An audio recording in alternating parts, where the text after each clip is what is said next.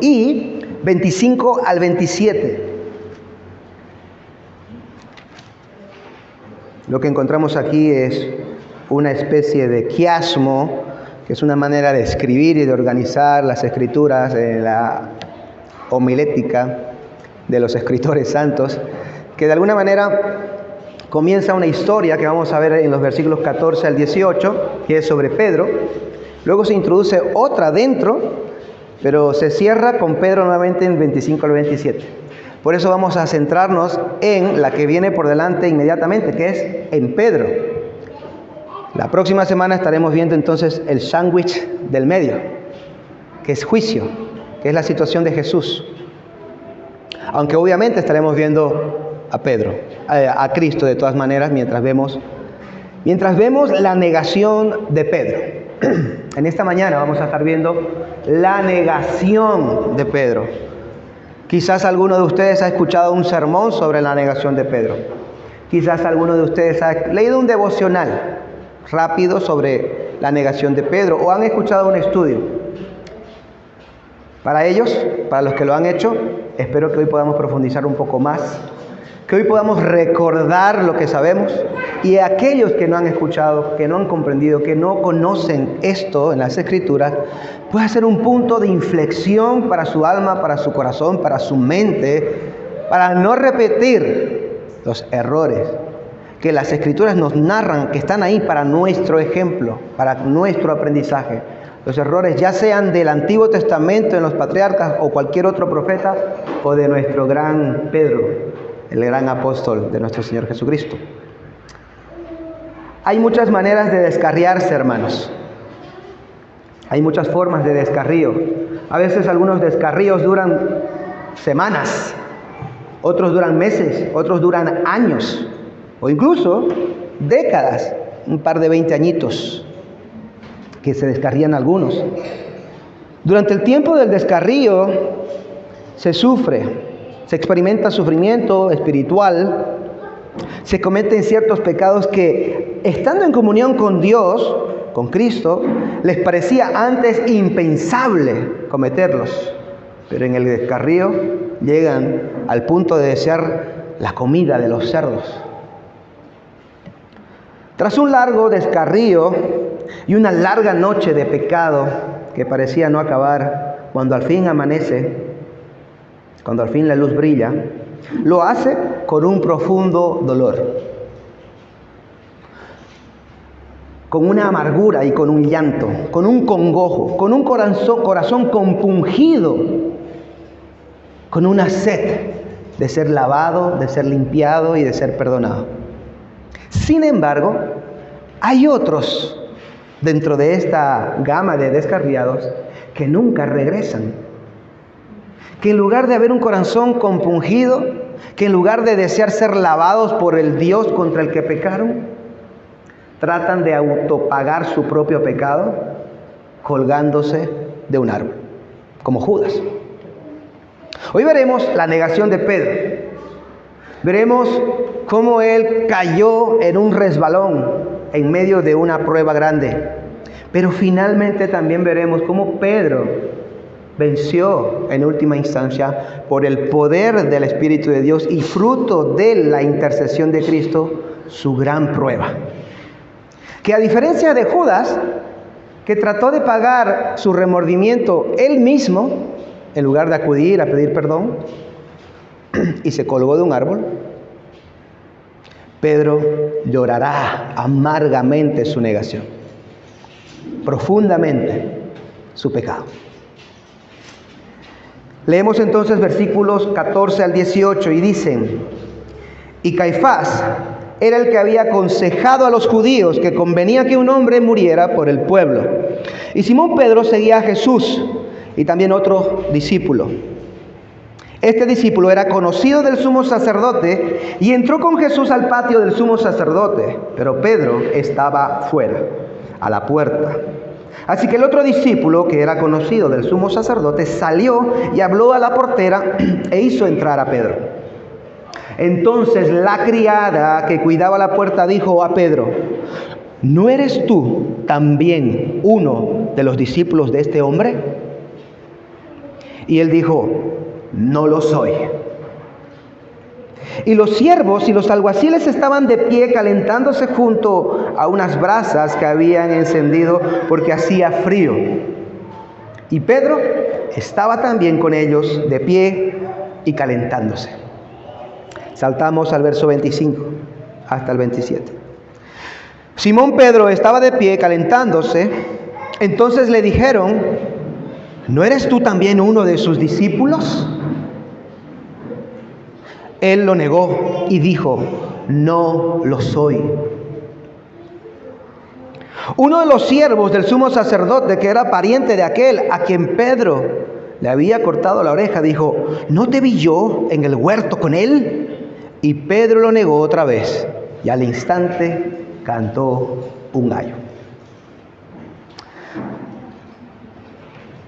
Padre eterno, Dios santo y digno de toda fidelidad y de todo amor sublime, que sin poder dártelo sabemos que te lo debemos.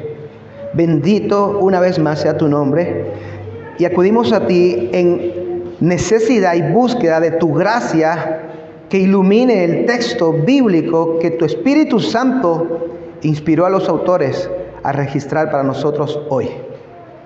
Danos la sabiduría, la comprensión, el entendimiento, Padre, para poder ver cuán maravillosa es tu ley. Abre los ojos, no solo míos, del predicador, sino de aquellos que escuchan, de aquellos que te conocen y los que no te conocen, para ver la belleza de la gracia de Dios, de la gracia de Cristo, de la gracia que hay en tu Espíritu, Padre. Glorifícate en tu palabra, queden con tu palabra en sus corazones. En el nombre de Jesús. Amén.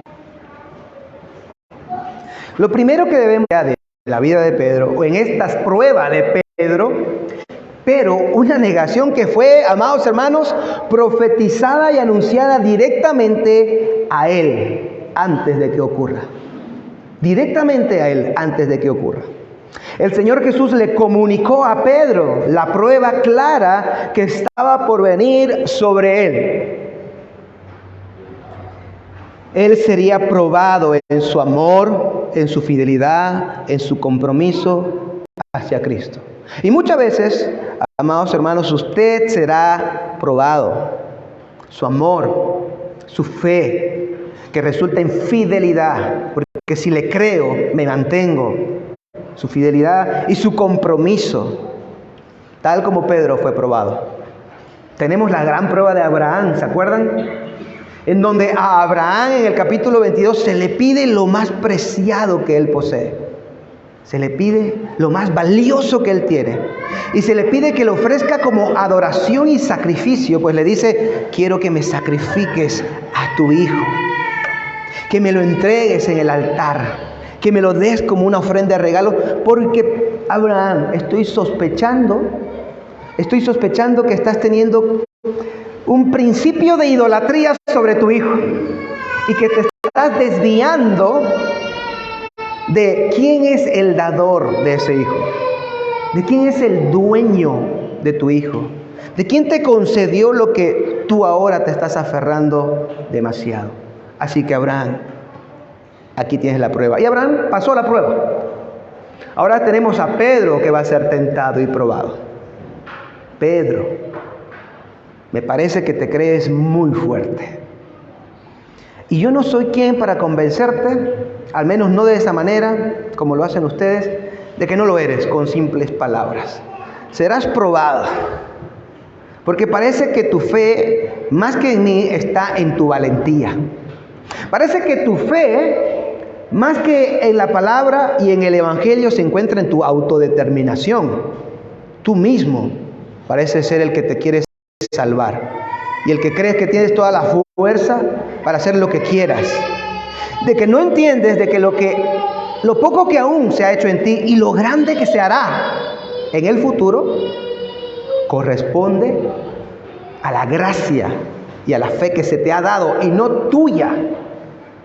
Y como no lo entiendes, vas a tener que entenderlo a la fuerza, por la prueba. El valiente y siempre fanfarrón y seguro de sí mismo, llamado Pedro, sería colocado al sol del mediodía. ¿Qué sol? Sería colocado al fuego para ser acrisolado, para ser purificado. Y saldrían finalmente sus impurezas. Entonces, observemos antes que nada de la negación a Pedro, siempre seguro de sí mismo, aún cuando se habla de la profecía de su negación o de la negación de todos en general. Venga conmigo a Juan, unos capítulos antes, capítulo 13, leemos los versículos 33. El versículo 33 y luego 36 y 37. Dice el 33, hablando Jesús: hijitos, estaré con vosotros un poco más de tiempo. Me buscaréis. Y como dije a los judíos, ahora también os digo a vosotros: a donde yo voy, vosotros no podéis ir. Muy bien. Saltamos al 36. Dice: Simón Pedro le dijo: Señor, ¿a dónde vas? Jesús respondió: a donde yo voy, tú no puedes ir o no puedes seguir ahora. No me puedes seguir, pero me seguirás después. Miren la respuesta de Pedro. Pedro le dijo: Señor, ¿por qué no te puedo seguir ahora mismo? Yo daré mi vida por ti, dice Pedro, en ese mismo instante. Ahora, ¿notan la confianza de Pedro? O sea, ¿la ven? ¿Que no puedo? ¿Cómo que no puedo? Claro que puedo. Yo puedo lo que me pongas por delante, Jesús. Tú no sabes quién soy yo. Tú no sabes a cuántos he vencido. Tú no sabes, yo soy el mejor pescador de todo este país, de todo este lago. Yo soy el hombre más fuerte, no hay uno que se me pare a mí.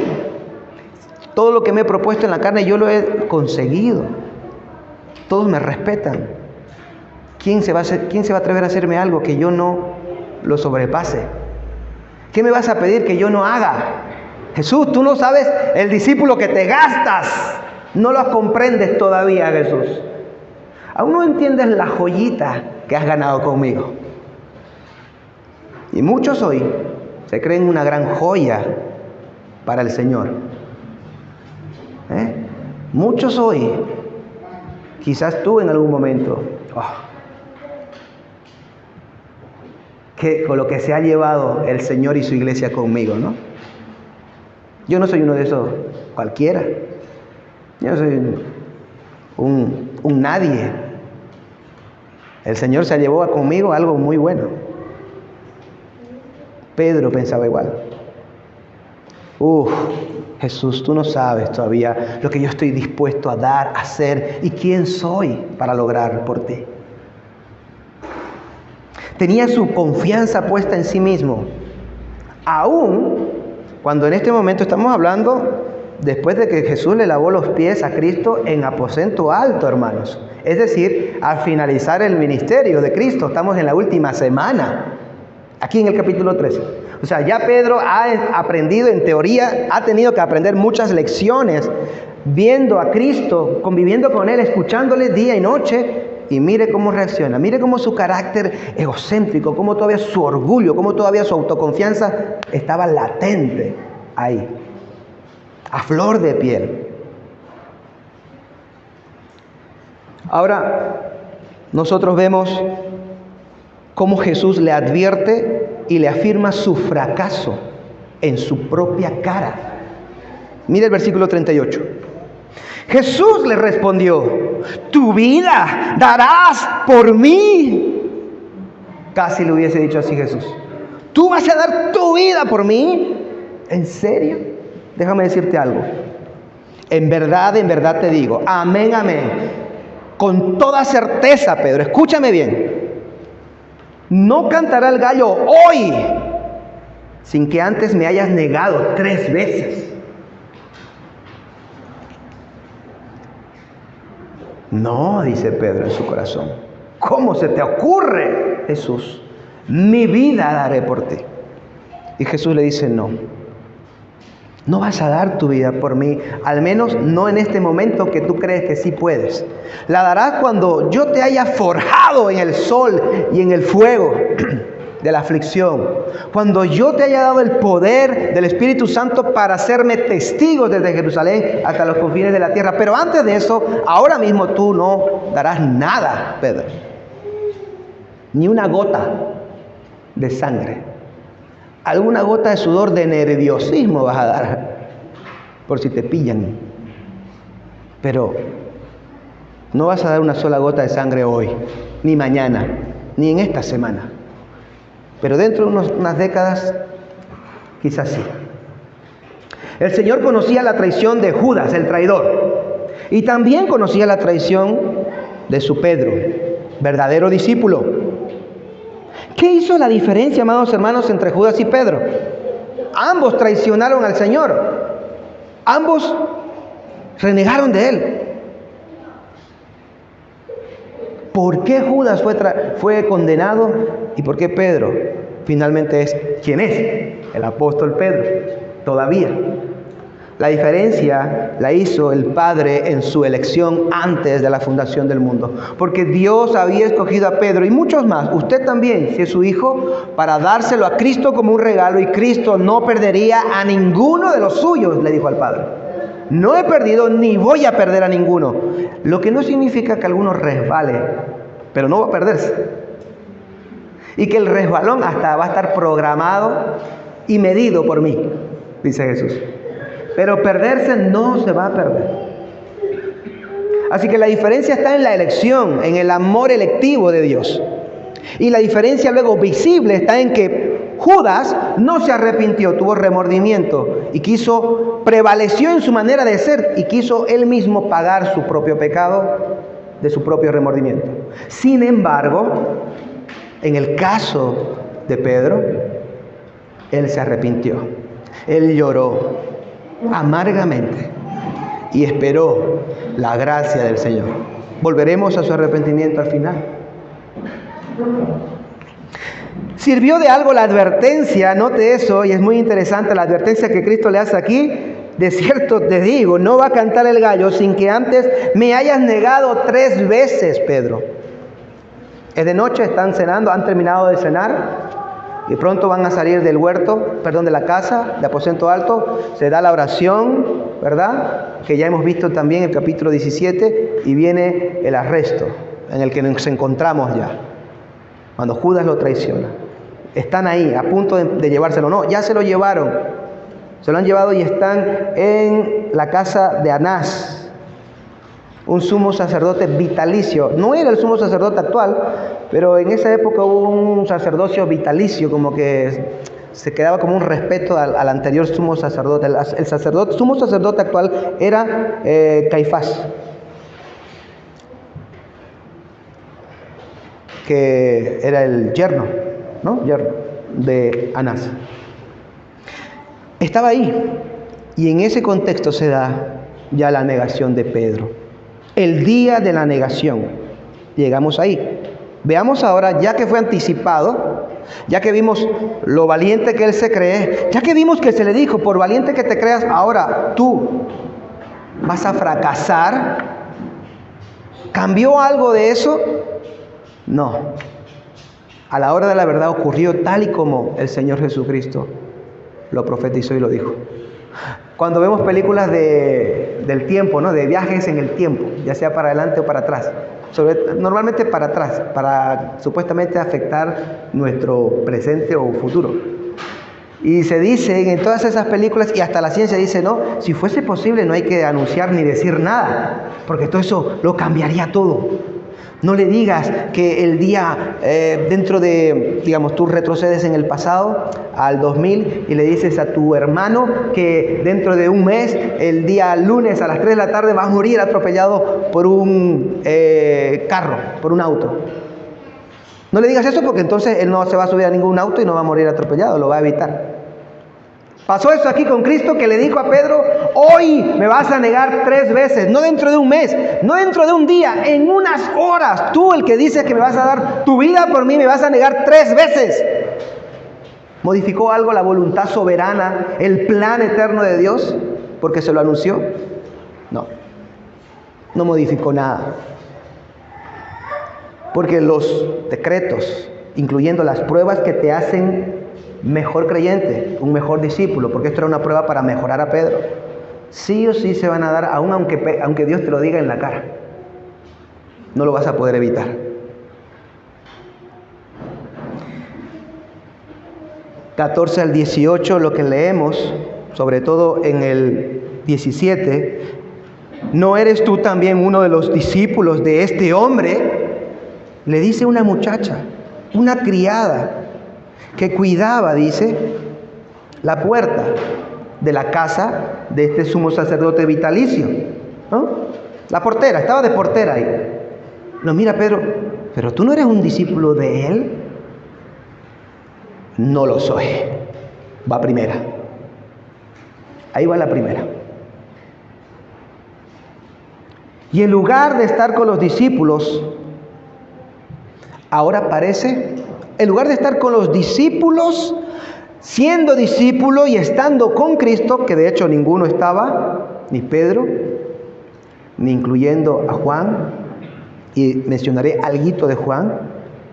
Ahora, miren lo que dice el versículo 18, porque está ahí para, Juan lo pone ahí como para dar una indirecta sobre lo que Pedro estaba haciendo.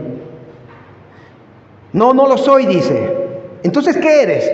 Y el versículo 18 dice lo que Pedro aparentó ser por un momento. Y los siervos y los alguaciles estaban de pie calentándose junto a unas brasas que habían encendido porque hacía frío. Y Pedro estaba también con ellos, de pie calentándose. Yo soy uno más. Soy uno más y cualquiera como estos alguaciles. Tratando de no parecer discípulo y parecer uno de los alguaciles y siervos de estos que habían arrestado a Cristo, al Señor Jesucristo. Por un momento me voy a memitizar como un impío, porque me conviene. La prueba de Pedro entonces se da después del arresto clandestino e ilegal de Jesús. Y durante un juicio más que sospechoso y aún más que ilegal también, porque se necesitaba que todo el concilio del Sanedrín estuviera presente y no lo estaba, según las leyes de los judíos. Pedro niega al maestro no una, no dos, sino 3 veces en prácticamente la misma hora o el mismo momento o escena. No una. Que bueno, una, no 2. 3 veces. El que dijo, aunque todos te nieguen, yo no lo haré. En otro texto paralelo. ¿Eres discípulo de él? No, no lo soy. El que le dice a Cristo, ¿por qué no puedo seguirte ahora mismo? Está bien, Pedro, inténtalo. ¿Eres tú también uno de sus discípulos? No, no lo soy. Mi vida daré por ti. ¿No te he visto yo en el huerto con él? No, yo no conozco a ese hombre. Ahí está Pedro, el valiente. Ahí está Pedro, el firme, dando su vida por el Señor Jesús. El momento en que Jesús más necesitaba de un apoyo moral, no como Dios, sino como el pastor que está entregando su vida ante los chacales por sus propias ovejas. Y sus ovejas no solo repartidas, sino negándoles aún la que está medio cerca. No, no lo soy. Recuerden, mis amados hermanos, o eres hijo de Dios, discípulo de Cristo, oveja de Cristo, o eres una cabra, hijo del diablo, discípulo de Satanás. Y en ese momento Pedro estaba diciendo, no, yo no soy discípulo de él, yo soy del mundo. Ahora mismo soy un discípulo del diablo. O preferiría ahora mismo porque no quiero que me apresen ni que me hagan nada de lo que le van a hacer a él. Pero hace un segundo, hace un minuto, hace una hora habías dicho que ibas a dar tu vida. No sabía que iba a ser para hoy. No sabía que iba a ser para hoy, dice Pedro. Ciertamente, la negación de Pedro fue una negación descarada, dura, muy cuestionable hacia su persona. Sin embargo, había que estar ahí, hermanos. Eso es importante. Un punto a favor de Pedro. Había que estar ahí para poder negarle. ¿Sí o no? No puedo negarle si no estoy ahí. En un sentido, Pedro tomó algún riesgo por el Señor. Sí que mostró un poquito de más fortaleza, o de que Dios le dio un poquito de fortaleza para mostrarla, al igual que Juan en esos momentos. ¿Por qué?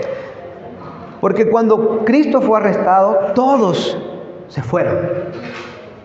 Y Juan se nos cuenta, aquí hay uno que dice que conocía al siervo del sumo sacerdote, que era conocido del sumo sacerdote, o que se conocían, y ese es Juan, el que está escribiendo el Evangelio.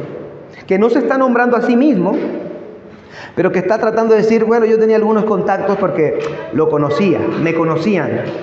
Y por eso me dejaron entrar. Y por eso cuando no dejaron entrar a Pedro, le dije, hey, déjenlo entrar, que yo lo conozco, viene conmigo. Fueron los dos que se atrevieron, que se acercaron. Los demás estaban perdidos. Así que Pedro, al igual que Juan, claro está, pero Pedro tuvo que ejercer el ánimo de arriesgarse y de estar. Porque si no estás ahí, arriesgándote, no puedes ser tentado ni negar nada. O evidentemente lo habrías negado antes, como lo hicieron todos los demás. Todos negaron al Señor Jesucristo. ¿En qué sentido? ¿En qué momento? Bueno, al abandonarle inmediatamente y no estar ahí, todos le negaron. De hecho, en la cena del Señor Él dice, vosotros todos os vais a ir, me vais a dejar. No me van a traicionar definitivamente, pero hiere al pastor y las ovejas se van a esparcir. Y eso se debe cumplir, dijo Cristo. Pero Pedro, concedamos eso a Pedro, se atrevió a estar ahí, a arriesgarse. Fue una prueba con mucho dolor, un resbalón que le dolió mucho, que dolió mucho al Cristo al que decía seguir, pero la prueba fue finalmente, amados hermanos, pasada, vencida y ganada. ¿Cuántas veces se nos ha dicho que Pedro perdió la prueba? Que Pedro fracasó en su tentación, ¿verdad? ¿Lo habían pensado así? En definitiva, la prueba en general, Pedro no fracasó. Pedro no cayó. La tentación de Pedro finalmente fue llevada con éxito. Lo vamos a ver. Lo vamos a ver. Y no porque Pedro, como él creía, fuera muy fuerte, como él pensaba, diera su vida como él pensó que iba a dar. No hizo nada y se dio cuenta de su debilidad. Se dio cuenta de que él no podía hacer nada. Sin embargo, el día de la negación, hubo quien le ayudó. Quiero que observemos ahora un poco de lo que ya hemos dicho en el versículo 25 al 27, de sus otras dos negaciones después de haberlo negado con la muchacha. Dice el 25 al 27, Simón Pedro estaba de pie calentándose. Entonces le dijeron, ¿no eres tú también uno de sus discípulos? No lo soy. Uno de los siervos del sumo sacerdote, que era pariente de aquel a quien Pedro le había cortado la oreja. En otras palabras, yo estaba ahí en el huerto junto al que cortaste la oreja, te vi. Y es eso exactamente lo que dice. ¿No te vi yo ahí en el huerto? Me suena tu cara. Y Pedro lo negó otra vez. Y al instante cantó un gallo. Esa fue la caída de Pedro. Pero vamos a Lucas 22, acompáñeme a Lucas. En el capítulo 22, cómo Jesús le había anunciado ciertas garantías por parte de Dios, por parte de Cristo mismo hacia Pedro. Como aquí se anuncia que en la última instancia, Pedro pasaría la prueba. Versículo 31 al 32. Simón, Simón, le dice Cristo. Note eso. Simón, Simón, mira, Satanás os ha reclamado para zarandearos como a trigo. No solo a ti, a toditos. Pero te lo estoy diciendo a ti, ¿sabes por qué? Escucha bien, Simón. Se le ha concedido a Satanás que os zarandee. Se le ha dado permiso. Vas a ser zarandeado tú y todos los demás. Pero, verso 32, pero yo he rogado por ti. Así que Cristo le está diciendo, sí, Satanás te ha pedido para que te zarandee. Pero al mismo tiempo yo he orado e intercedido por ti, para que en medio del zarandeo de Satanás, ¿qué dice?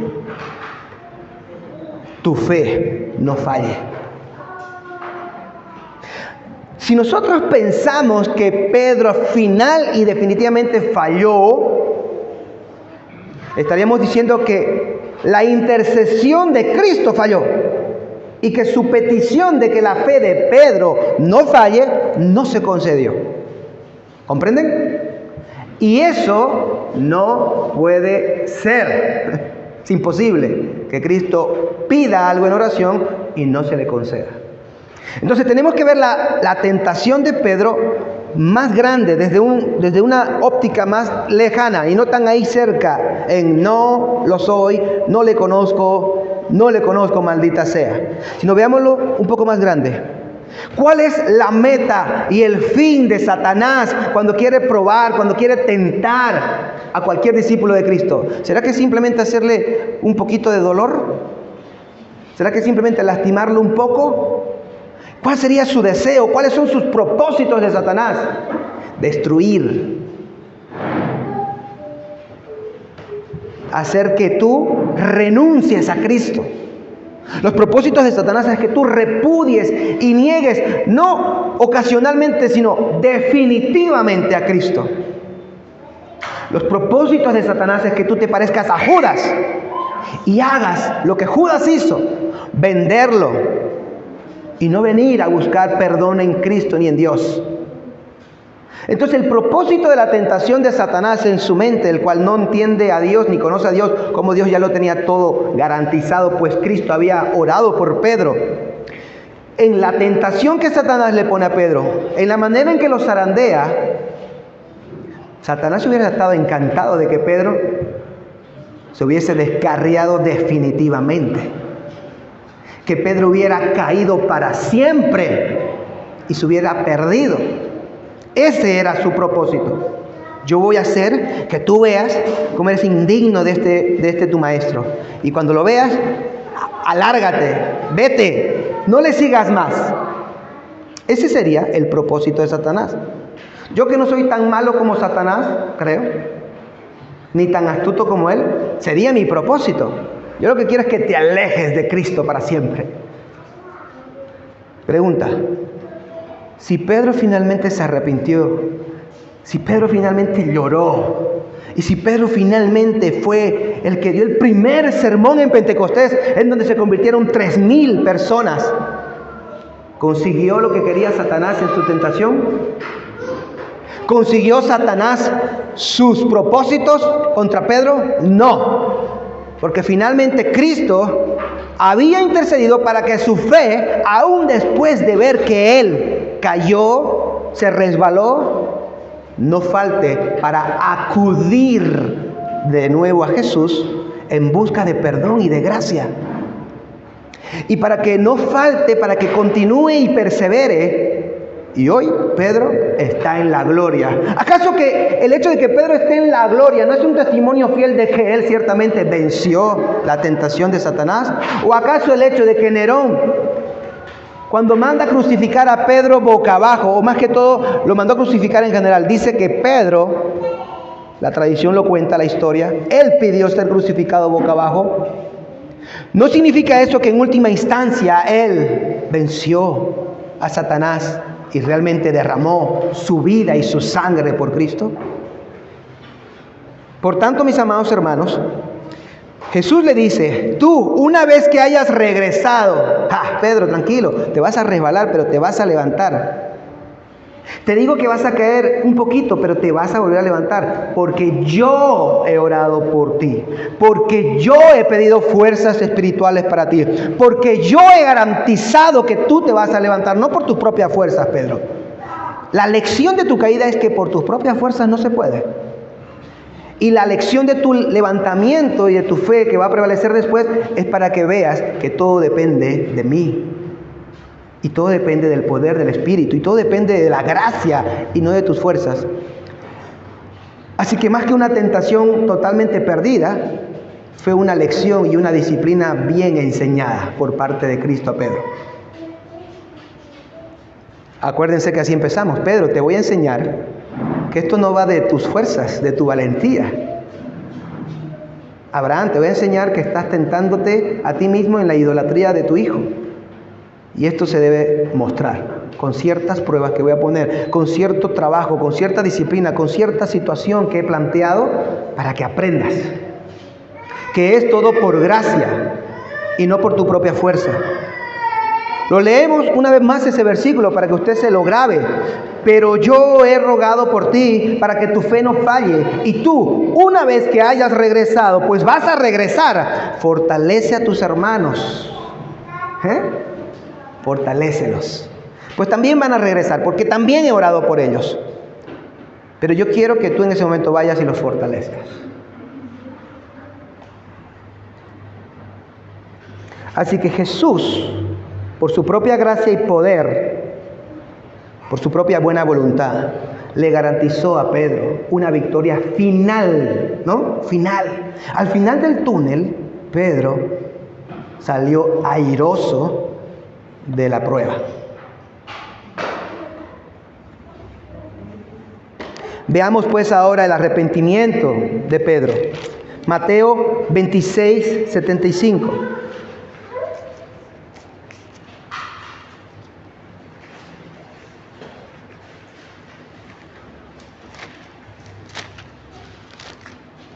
Pedro comete su negación. Pedro ve su insuficiencia. Pedro ve que no era tan valiente como él pensaba. Al contrario, él vio que sin la gracia, sin Cristo, sin el poder actuando ahí mismo, todos, incluyendo él, somos unos cobardes. Y que todos actuamos siempre en defensa, en protección de nosotros mismos. Solo en defensa mía. Solo en protección mía. ¿Qué le pasa al Señor Jesucristo? Bueno. ¿Qué le pasa al pueblo de Cristo? ¿Qué tiene? ¿Cómo está su iglesia? Mientras que yo esté bien. Mientras yo esté bien, yo voy a hacer lo necesario. Incluyendo negarlo. Pero ahí se manifiesta la carencia de tu valentía, la carencia de tu fuerza personal, de que no vale, no basta, de que necesitas a Cristo diciéndote, estoy intercediendo por ti para que tu fe en la prueba no falle. Para que, como aquel hombre o mujer que tenía un corazón con espinos, o con pedregales, que era el segundo terreno después del camino. Aquel hombre o mujer con un corazón con pedregales en donde cayó el Evangelio. Yo he orado por mis verdaderos discípulos para que cuando, como a ellos, que son el contraste que quiero poner, les venga la aflicción por la palabra, ellos caerán, no van a querer sufrir por la palabra, nada. Pero vosotros vais a permanecer. Vosotros vais a decidir sufrir por la palabra. Pero no porque ustedes sean mejores que ellos, sino porque yo he intercedido por ti. Y para que aquellos que como un corazón con espinos recibieron el Evangelio, pero luego vinieron las sutiles tentaciones, los ofrecimientos banales del mundo, la fama, el poder, el dinero, la vanidad del mundo. Ellos caerán y vosotros también seréis tentados con lo mismo. También tendréis cierto sentido de seducción con estas cosas. La gran diferencia, vosotros la vais a vencer. ¿Por qué? Porque yo he orado por vosotros.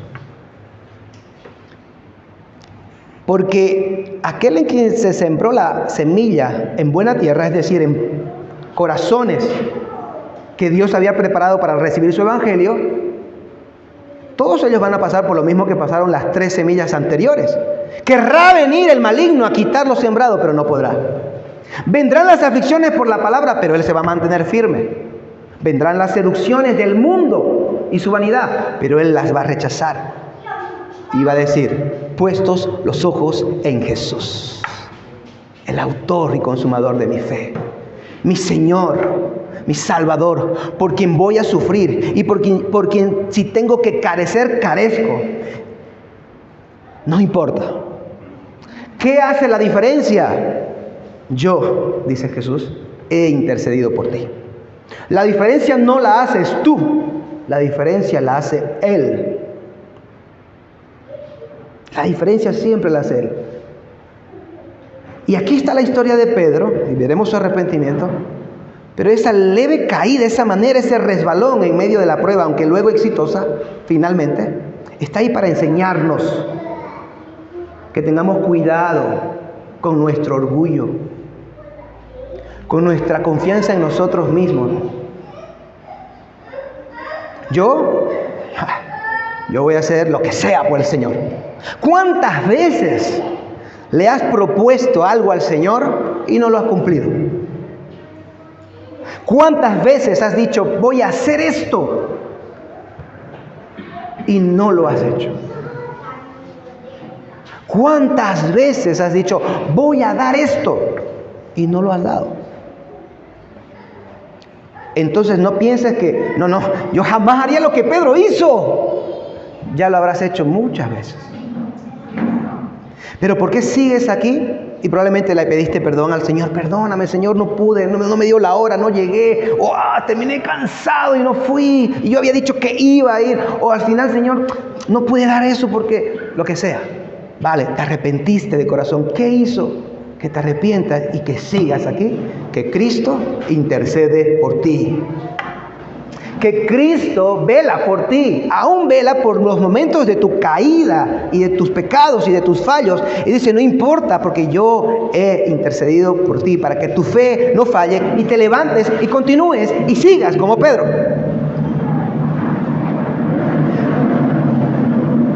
Pero tus caíditas están ahí para que dejes de confiar en ti mismo. ¿Ok? Deja de confiar solo en ti mismo y ten cuidado con lo que pronuncias que vas a hacer por Jesús. Ten más cuidado con decir yo esto y luego nada. Como dijo el Señor Jesús en el Sermón del Monte, que tu sí sea sí y que tu no sea no. Y si un sí se vuelve no fue porque te atropelló un camión en el camino, hermano. Pero no porque te quedaste. No porque no quisiste, no porque dudaste.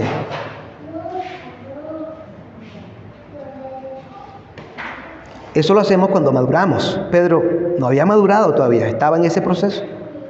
Maduramos y entendemos que hay que tener cuidado con lo que decimos. Cuidado con lo que prometemos. Cuidado con lo que nos autoprometemos que vamos a hacer. No seamos como los mundanos en el 31 de diciembre. Voy a ir al gimnasio este año, voy a dejar esto, voy a hacer aquello. Un día y dos y ya. No sirvió para nada. Los cristianos no pueden hacer eso para con Dios. Voy a hacer esto, voy a dar aquello, me voy a entregar así. Media hora le duró la gana. 1 hora le duró el intento. Hay que tener cuidado. Se puede decir, dígalo si está comprometido. Y siente y le ha pedido, ya no solo Cristo y que intercede por usted, sino que usted agarre y le dice, Señor, yo quisiera hacer esto, dependo de ti, dame la fuerza, dame la fe, dame la confianza y ayúdame a cumplir lo que quiero hacer por ti y para ti. Pon tú el querer y el hacer, pon tú el recurso para poder, porque no depende de mí, depende de ti.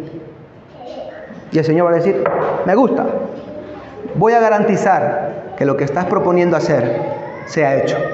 ¿Qué decía Agustín, el famoso San Agustín? Tuvo una frase muy famosa, ¿no? Él dice, escuche bien, Dios, dice, pídeme lo que quieras. O sea, demanda. Por ejemplo, vamos a poner ahí, abrimos paréntesis a su frase, quiero que entregues tu vida hoy mismo por mí. Ahora cerramos paréntesis y Agustín continúa la frase y dice, pídeme lo que quieras y concédeme darte lo que me pides. Porque no va a depender de mí poder darte o hacer lo que tú me pidas. Por tanto, pídeme, pero dame poder darte lo que me pidas. Esa es una actitud humilde. Esa es una actitud que ha entendido y comprendido la lección de la historia de la negación de Pedro, ¿no? Y tenemos que comprenderla nosotros, para dejar el orgullo de Pedro y adoptar la humildad de un discípulo de Cristo. Para dejar de confiar en nuestras fuerzas y confiar en las fuerzas de Cristo y su gracia. Persevera en la gracia del Señor Jesucristo, Timoteo, le dice Pablo. Persevera en la gracia, esfuérzate en tus fuerzas. No, le dice, esfuérzate en la gracia del Señor Jesús.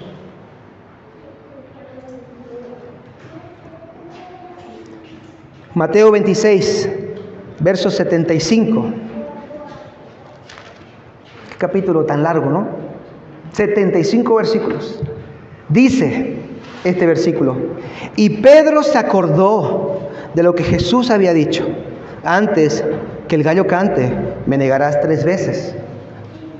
Y a continuación dice, y saliendo fuera, lloró amargamente. Judas no lloró. Judas se enojó consigo mismo. Hubiese sido interesante verlo a Pedro enojado consigo mismo, muy propio de su propio carácter, ¿no? Si se hubiese enojado consigo mismo, ¿cómo hice eso?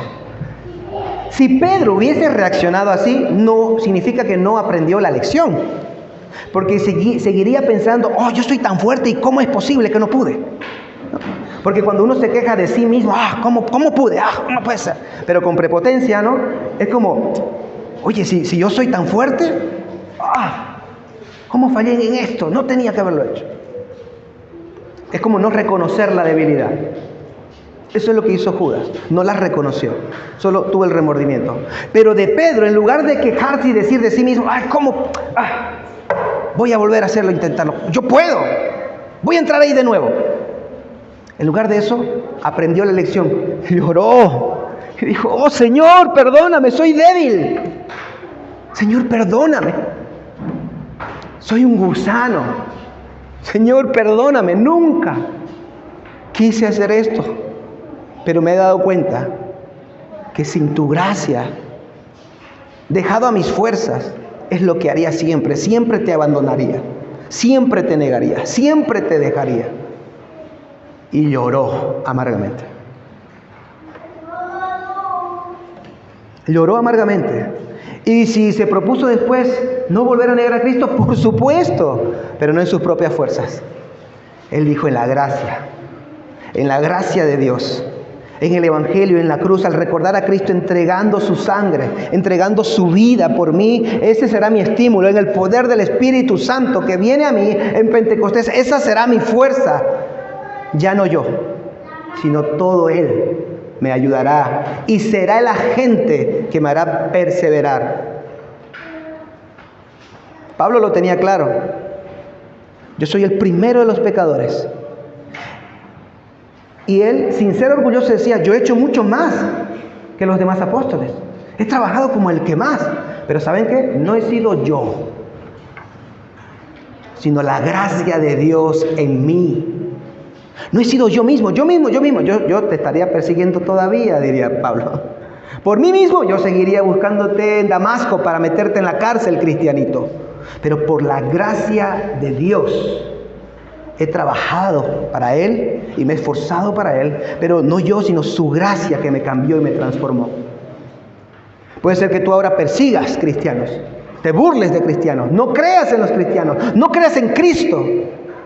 Bien, eso eres tú, eso es tu pecado, eso es lo que eres. Pero si Dios decide cambiar tu vida, o si por una cosa extraña tú sientes cambiar tu vida, arrepentirte de tus pecados, entregarte a Jesús y tu vida da un vuelco, nunca digas fui yo. Si ocurre, fue Jesús, fue su gracia, fue su evangelio. Si pasas de ser un burlador, un escarnecedor, a ser un siervo de Cristo, un discípulo del Señor, una oveja del pastor, la diferencia la hace la gracia de Cristo, el evangelio de Cristo, no tú. Saliendo fuera, lloró amargamente. Puede entonces que tú, cristiano o no cristiano, si no eres cristiano con toda seguridad, claro, pero puede que como cristiano tú hayas negado a Jesús. Puede que te hayas descarriado en algún momento de su camino. Puede que ahora estés descarriado del camino. Puede que te sientas indigno de Él por tus pecados. No le merezco. Y que te preguntas que si tú quisieses volver, Él te recibirá, te recibiría con todos tus pecados. ¿Será que Cristo puede perdonarme esto que he hecho, que nadie sabe que he hecho? Esto que he pensado hacer y que nadie sabe que se me ha ocurrido, que es desastroso, que es horrendo. ¿Será que Dios puede perdonarme cuántas veces yo robé sin que nadie lo sepa? ¿Cuántas veces yo deseé la muerte de mucha gente? ¿Cuántas veces quizás, o al menos una quizás, yo he abortado a un niño y nadie lo sabe? ¿Será que Él me va a perdonar? ¿Será que Él me va a volver a recibir? Porque yo he negado tantas veces su palabra. A Pedro lo recibió, hermanos. ¿Y por qué no te va a recibir a ti si Él es el buen médico de las almas? Y si tú estás enfermo y herido, eres el candidato perfecto para que Él te cure. No importa tu pecado, cuán grande sea tu pecado. Claro que Él te va a perdonar. Si te arrepientes de tus pecados, Él te va a perdonar.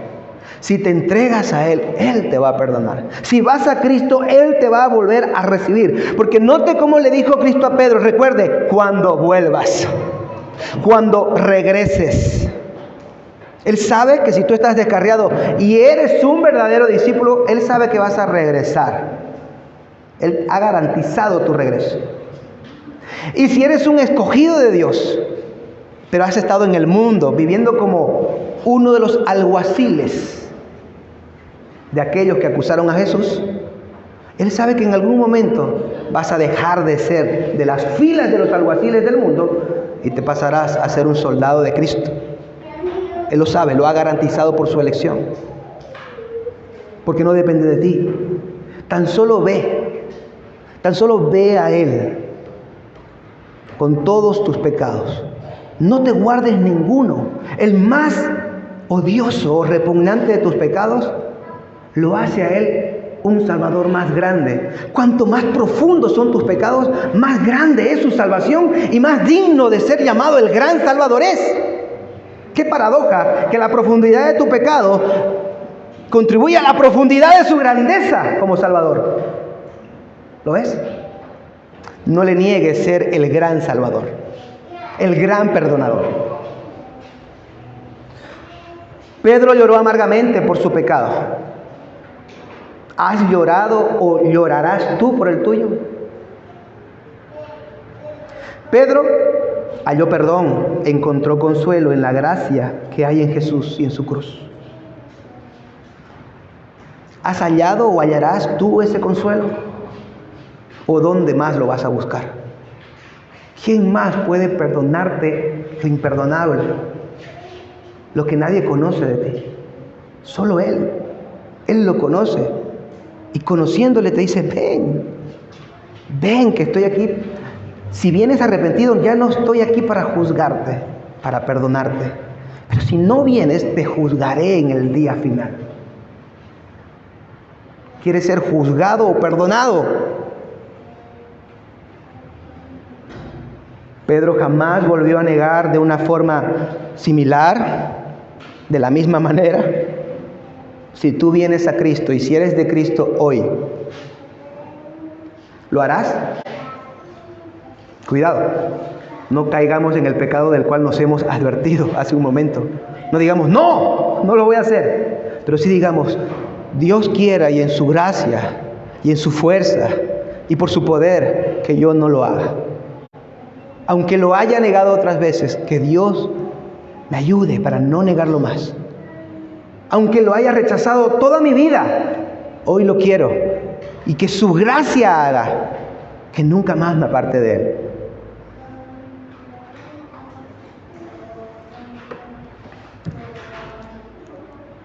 Ante el pecado, un pecado comprendido, un pecado cometido, solo hay dos opciones. Judas o Pedro. Esas son las opciones. Remordimiento sin arrepentimiento, igual condenación. Judas. Arrepentimiento con amargura y con un corazón compungido, igual salvación. Ese es Pedro. Entonces sabrás, si es que te arrepientes como Pedro, que Él, el Rey Jesús, te espera más adelante, justo en la puerta, no de la casa del sumo sacerdote, sino en la puerta de la casa de su Padre, para darte amplia entrada al reino celestial. Pero has de ser como Pedro en su arrepentimiento y no como Judas. Oremos. Señor, Padre, ayúdanos. Fortalécenos, Señor, a todos en tu gracia, Padre. Danos, oh Dios, del poder de tu Espíritu, no para hacer señales, no para querer ser vistos, sino ese poder para decir no al pecado y la tentación que ofende tu corazón, Padre. Danos la fe y danos la gracia de mantenernos firmes en el camino por ti y para ti. No nos dejes a las expensas de nuestra propia fuerza, porque nuestra debilidad, que es profunda, nos llevará a la condenación con toda seguridad. Señor, ayúdanos. Ayúdanos, Señor, a que en tu gracia y en tu poder, tu iglesia, esta iglesia y cada uno de nosotros perseveremos, permanezcamos firmes y que en todo momento podamos decir: lo que soy, en donde estoy y en la firmeza en la que me encuentre, no es por mí, sino por tu gracia, por Cristo. Porque Cristo intercede ante tu trono celestial como nuestro gran y perpetuo sumo sacerdote. Y porque aún tu Espíritu Santo nos ha garantizado que intercede con gemidos por nosotros. ¿Cómo pues hemos de perecer cuando las garantías están dadas desde el cielo y no en nuestras fuerzas? Por tanto, reconocemos y te adoramos y te damos gloria y te damos gracias por tus promesas hermosas, Señor, para tu pueblo. Si alguno hay aquí que ha estado rechazando a Cristo, negándole toda su vida, Padre, concédele creer. Concédele ver a Cristo en la cruz clavado, derramando su sangre hasta la última gota. Concédele muriendo por sus pecados. Y que pueda ver que no hay un solo pecado que la sangre de Cristo no limpie y lo vuelva blanco como la lana y como la nieve. Que pueda encontrar refrigerio para su alma atormentada. Que pueda encontrar descanso para su búsqueda de esperanza y de vida. Que pueda encontrar satisfacción, plenitud, gozo y amor en Cristo, el esposo perfecto, el amante maravilloso. Oh Dios, concede salvación hoy, si es tu voluntad, si así te place hoy glorificarte en alguno. Concede al que está descarriado encontrarse hoy contigo una vez más, con Cristo y con tu evangelio. Concédele una vida fortalecida y guiada por el poder de tu Espíritu y tu gracia a partir de ahora y para siempre. Te lo pedimos, Señor, en el